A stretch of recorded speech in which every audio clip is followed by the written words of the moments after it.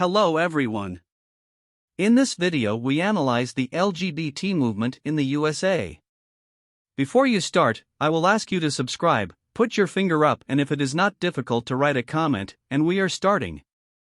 LGBT history in the United States spans the contributions and struggles of lesbian, gay, bisexual, and transgender LGBT people, as well as the LGBT social movements they have built.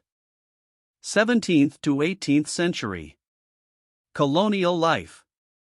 Colonies in the early 1600s were established with Puritan or Christian norms. These norms included the traditional heterosexual family structure with a man and a woman. This led to the criminalization of homosexuality, or sodomy, in the early colonies. Sodomy in the early colonies. Documented executions for sodomy began in 1624 with Richard Cornish, a member of the Virginia colony. Influenced by Puritan beliefs and values, the Massachusetts Bay General Court was the first to officially outlaw sodomy in 1631. The first, documented, conviction for lesbian behavior in America took place in 1649 with the arrest and execution of Sarah White Norman and Mary Vincent Hammond. In 1714 sodomy laws were established across the early colonies, and in the colonial militia, the laws were not abolished until 1925. 19th century. Noah Webster published the original Webster's American Dictionary of the English Language in 1828. He included several LGBT terms in his book, focusing on terms for gay sexual practices and ignoring lesbian sexual practices: bugger, boogery, pathic, pederast, pederastic, pederasty, sodomy, and sodomite. He occasionally cited the King James Version. For example, Webster cited 1 Epistle to the Corinthians 6 to define the homosexual context of the term abuser. Another citation is the Book of Genesis 18 to associate the term, cry to the Sodom and Gomorrah. One of the first public advocates for gay rights in America was the Presbyterian pastor Carl Schleich. Figures. Both American presidents James Buchanan and his successor Abraham Lincoln were speculated to be homosexual. The sexuality of Abraham Lincoln has been considered for over a century. Perhaps the greatest proof to connect Lincoln and homosexuality is a poem that he wrote in his youth that reads, "But Billy has married a boy." LGBT persons were present throughout the post-independence history of the country, with gay men having served in the Union Army during the American Civil War. The United States saw the rise of its own Uranian poetry after the Uranian movement began to rise in the Western world. Walt Whitman denied his homosexuality in a letter after asked outright about his sexual orientation by John Addington Symonds. Bayard Taylor wrote Joseph and His Friend, A Story of Pennsylvania in 1870. Archibald Clavering Gunter wrote a lesbian story in 1896 that would serve for the 1914 film, A Florida Enchantment. 19th-century Vermont residents Charity Bryant and Sylvia Drake, documented by Rachel Hope Cleves in her 2014 book Charity and Sylvia, A Same-Sex Marriage in Early America.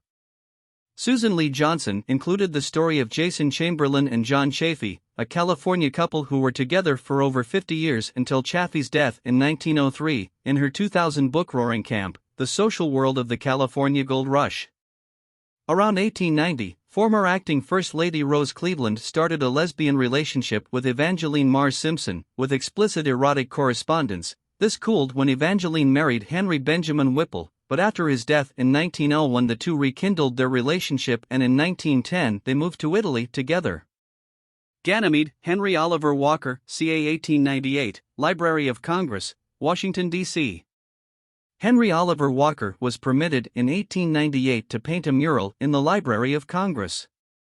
What the eccentric artist painted was shocking to pious sympathies, a mural of the catamite Ganymede with Zeus and the depiction of an eagle, which was derived from Greek mythology. William Dorsey Swann was the first person to describe himself as a drag queen. Swann was the first American on record who pursued legal and political action to defend the LGBTQ community's right to assemble. During the 1880s and 1890s, Swann organized a series of drag balls in Washington, D.C. Swann was arrested in police raids numerous times, including in the first documented case of arrests for female impersonation in the United States, on April 12, 1888. 1900 to 1969. In the United States, as early as the turn of the 20th century, several groups worked in hiding to avoid persecution and to advance the rights of homosexuals, but little is known about them. Edward Irenaeus Prime Stevenson published IMRA, a memorandum in 1906, and The Intersexes in 1908. A better documented group is Henry Gerber's Society for Human Rights, formed in Chicago in 1924, which was quickly suppressed within months of its establishment. Serving as an enlisted man in occupied Germany after World War I, Gerber had learned of Magnus Hirschfeld's pioneering work. Upon returning to the U.S. and settling in Chicago, Gerber organized the first documented public homosexual organization in America and published 2 issues of the first gay publication, entitled Friendship and Freedom. Meanwhile, during the 1920s, LGBT persons found employment as entertainers or entertainment assistants for various urban venues in cities such as New York City. Homosexuals were occasionally seen in LGBT films of pre-code Hollywood. Buster Keaton's 7 Chances offered a rare joke about the female impersonator, Julian Eltinge. The pansy craze offered actors such as Gene Mallon, Ray Bourbon, Billy DeWolfe, Joe Besser, and Carol Norman. In 1927, Mae West was jailed for the drag. The craze found itself in a wide variety of American films, from gangster films like The Public Enemy, to musicals like Wonder Bar and animated cartoons like Dizzy Red Riding Hood. Homosexuals even managed to find themselves in the then illegal pornographic film industry. Around 1929, The Surprise of a Night became the first American gay pornographic film. A Stiff Game would be the second American gay pornographic film. We Men Must Grow a Mustache by Speed Langworthy, 1922.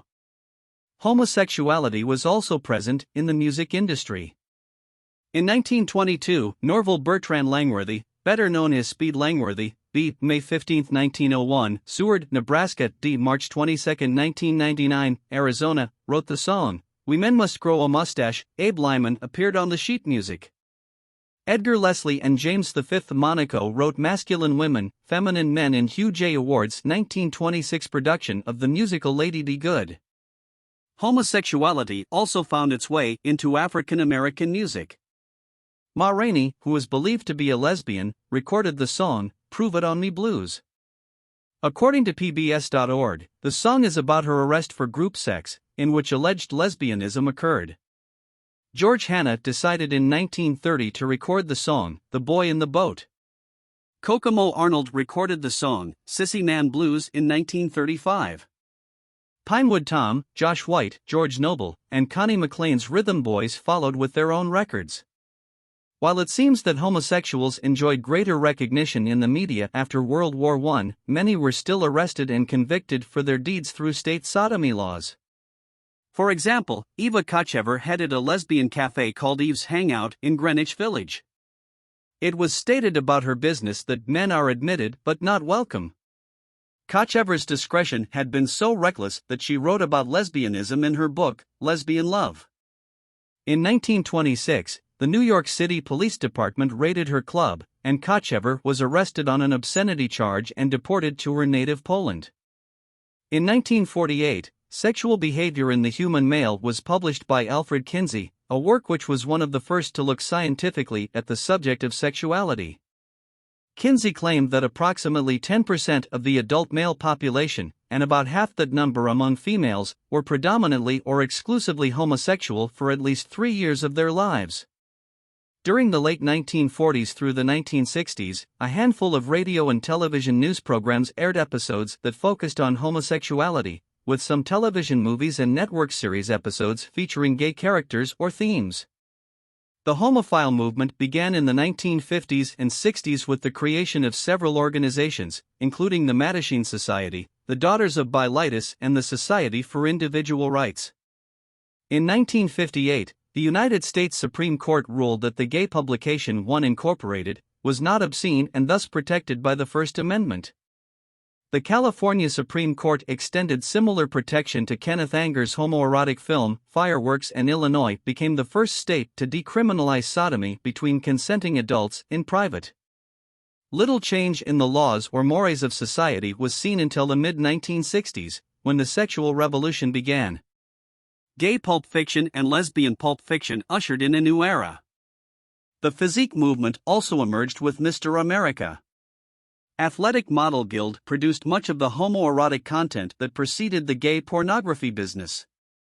This was a time of major social upheaval in many social areas, including views of gender roles and human sexuality. Thank you for watching the first part. We will release the second one soon. Subscribe so as not to miss.